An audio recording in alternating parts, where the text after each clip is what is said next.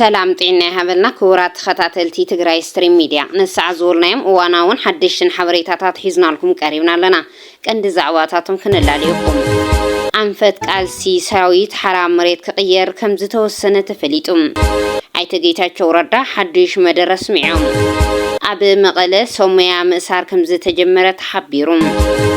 عبارات برجينا حمودو أبي هلون مسأن ما أخذ زجبر زعبات زتيوم تواهيل لهم كبرات خطات تجراي ستريم ميديا نايزوم كناس معكم زسانحان كالتون حدشن واناون حبريتاتات نلومي حيزنا لكم لنا سامو داتا تانحيتكم نسانا كخون بخبر نعدم نابزر زروم كنسكركم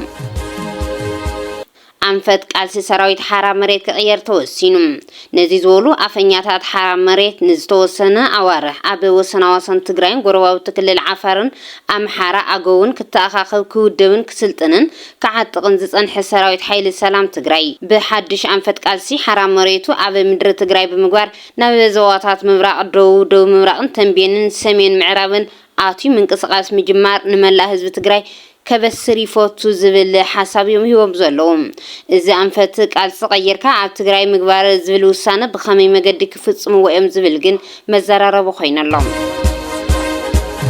حدش حوريتها كاب من محدار كتمام غلوات يوم نتي عبد تجراي زنمرة نايكل التعاملات كوينا سعيو هزب تجراين سراوي تجراين عبد عزع كوينا زتفلاليت أجمعات النهالو عبد كتمام غلا لعلي 5 بليون برز جمات مريت بزي حجة ومجدي شيء أم بزبل تطرطروا مهندسات كفل ختم عيدر أو قصصر وعيلون كم زلوا زرخونا يحوريتها رد إزي عبد كفل ختم عيدر سقومتي عبد كالوت كفل ختماتات ورداتاتن كقص كم زخون دمايك اللي اللهم نقدمي مينستر أبي أحمد أو قديات ممر أفريقيا كم آخر استمدوا أيت جيتاچو ردا حدش مبرهي هوم እንደዚህ መድረኮች ከምን ነገር በላይ ሀገራት የእቃዎችና የአገልግሎቶች ዝውውር የተሻለ የሚያደርጉበት ነፃ የንግድ ቀጣና የሚፈጥሩበት ብቻ ሳይሆን አንዱ ካንዱ እየተማረ የሸቀጦች ዝውውር ብቻ ሳይሆን አልቲሜትሊ የሰዎች ዝውውርም ነፃ ሆኖ ያንዱ ሀገር እድገት የሌላው ሀገር እድገት የሚሆንበት ከፉክክር ይልቅ በመተጋገዝ ላይ ተመሰረተ በትስስር ላይ ተመሰረተ አብሮ የማደግ እሴትም የሚዳብርበት አንድ አጋጣሚ ነው አንድ ተቋም ነው ግን ይሄ ተቋም ለአራተኛ ጊዜ ባደረገው ሰሚት ካነሳቸው መሰረታዊ ጉዳዮች መካከል አሁን በአሁኑ ሰዓት ያለው የዲጂታል ስርዓት የእሴት ሰንሰለትን የተሻለ ደረጃ ላይ በማድረስ በኩል ሀገራት ከዚህ በዚህ ረገድ ተጠቃሚ የሚሆኑበትን ሁኔታ ለማሳየት የሚያስችሉ ልምዶችም የሚለዋወጡበት ከምንም ነገር በላይ ግን ከተቋቋመ ረጅም ጊዜ ሆነው ተቋም ነው አፍሪካ ሀገራት መካከል ሊፈጠር የሚገባውን የንግድ ትስስር ቀጣናዊ ትስስር ተግባራዊ ከማድረግ አንፃር ብዙ ርቀት የሄደ ተቋም ነው እንደተባለው ነው ሰዎች እቃዎቻቸውና አገልግሎቶቻቸውን በነፃ ማዛወር በቻሉ ቁጥር የሰዎች ዝውውርም የዛኑ ያክል ነፃ ሆኖ በተፈጠረ ቁጥር በመሃል ሊኖር የሚችለው ግጭት እየቀረ ከመፎካከር ይልቅ በመተባበር ላይ የተመሰረተ ግንኙነት የሚዳብርበት ሁኔታ ይፈጥራል ስለዚህ ከዛ አንፃር አይ ቲንክ ትልቅ ጠቀሜታ ያለው መድረክ ነው የሚል እምነት አለኝ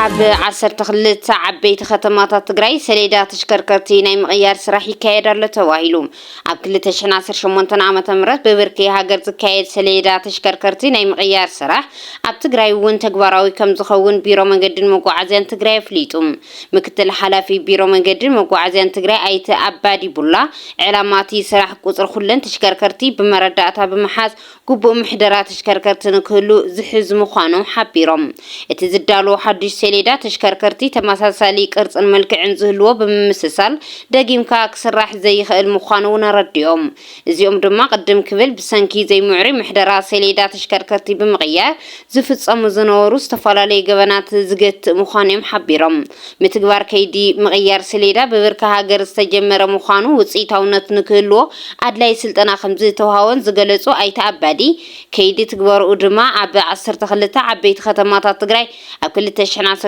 ዓመተ ምህረት ንምብጻሕ ከም ዝስራሕ ገሊጾም ይኹን እምበር ሰዋና ተሽከርከርቲ በዛ ሓድሽ ኣሰራርሓ ንሓደ ሰሌዳ ታርጋ 30,000 ክኸፍሉ ምግባሩ ኣግባብ ኣይኮነን ክብሉ ተቃዊሞም ኣለዉ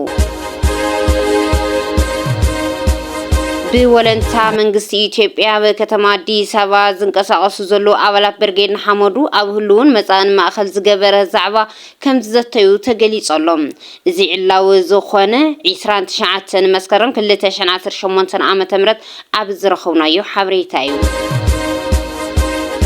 ሸርፍ ወፃኢ ኢትዮጵያ ደካማ ካብ ዝኾኑ ገንዘባት 21 ገንዘባት ሓደ ኮይኑ ተመዲቡ እዚ በአፍሪካ ደረጃ ዝተገበረ ምደባ ኮይኑ ካብ ዓለም ደካማ ሸርፊ ካብ ዘለውን ሃገራት ኢራን ሊባኖስ ዚምባብዌን ቀጺላ መበል 26 ብርኪ ተመዲባ ከም ዘላ ድማ ንምፍላጥ ተኻኢሉሎም አባል ማእኸላይ ኮማንዶ ፋኖ አስረስ ማረ ካድረታት ብልጽግና አጨናኒቅና ቀቲሉና ዮሚና ክብል ተዛሪቡ ነበላይ ዘለቀ በሶማ በለምጨን በሌላው የጎጃም አካባቢ ራስ አሞራው ብነ በወልቃይትና በጎንደር ጀነራል ኃይሉ ከበደ በወሎ ተራሮች ተዋግተው ነው አዲስ አበባ ላይ ቆርል ውጊያ የሚደረገው አይደል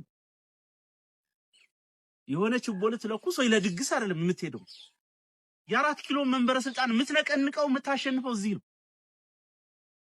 የምታሸንፈው ዘበኛውን ሰራዊቱን በመምታት ነው እንደዛ ሊያሸማቅቁ በሚሞክሩ ሰዎች እንዳትሸወኑ የደርግ ጦርነት በከፍተኛ ደረጃ ሽፍት ያደረገው ሽሬ ላይ 604ኛ ኮር የሚባለው ሰራዊት ሲደመሰስ ነው ታውት ያን ሩቅ አንሄድም ደሴ የሰፈረ የብልጽግና ካድሬ የተጨነቀው እኮ ግዳን ሙጃ ያለው ሰራዊት ሲመታ ነው ሩቅ እኮ ነው በጣም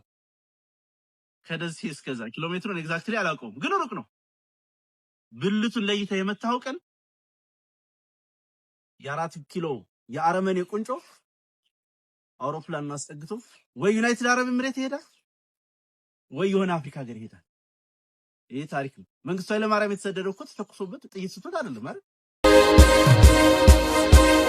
ፕሬዚደንት ኢሳያስ አፈወርቂ ንሓድሽ ቀዳማይ ሚኒስተር ሱዳን ዶክተር ከማል ኢድሪስ ኣብ ቤተ መንግስቲ ዓዲሙ ኣዘራሪቦም ሓድሽ ቀዳማይ ሚኒስተር ሱዳን ኮይኑ ኣብ መወዳእታ ወርሒ ግንቦት ናይ ዝዓመት ስሩሑ ዝፈለመ ዶክተር ከማል ኢድሪስ ንዝተመርሐ ላዕለዋይ ልኡኽ መንግስቲ ሱዳን ትማል ኣጋምሸት ተቐቢሉ ኣዘራሪብዎሎም እቲ ዘተ ኣብ ምድንፋዕ ክልተኣዊ ዝምድና ጎንፂ ሱዳንን ንምዕራፍ ዝካየድ ዘሎ ጻዕሪ ዘተኮረ እዩ ነይሩ ተባሂሉሎም ክልቲኦም ወገናት ኣብ ምምሕያሽ ክልተኣዊ ዝምድና ምዕባለታት ጎንፂ ሱዳንን ንምዕራፍን ካብ ዝካየድ ዘሎ ጻዕሪ ዘተኮረ ነይሩ ተባሂሉ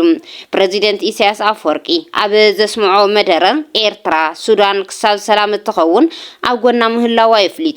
ቀዳማይ ሚኒስተር ከማል ኢድሪስ ብወገኑ መልእኽቲ ፕሬዚደንት ላዕላዊ ባይቶ ሱዳን ጀነራል ዓብደል ፋታህ አልቡርሃ ብስም ህዝብን መንግስትን ሱዳን ድሕሪ ምብጻሕ እዚ ኣብ ፈታን እዋን ሃገሩ ንጽኑዕ መርገጽ መንግስቲ ኤርትራ ዘሎ ምስጋናውን ገሊጾም ክቡራት ተኸታተልቲ ትግራይ ስትሪም ሚዲያ ነሳዕ ዝወልናዮም እዋናዊ ዛዕባታት እዚኦም ይመስሉ ነይሮም ንምክትታልኩም ካብ ልቢ ነመስግን ሰላም ንመላእ ህዝቢ ትግራይ ሰላም ንኹሉ ወዲ ሰብ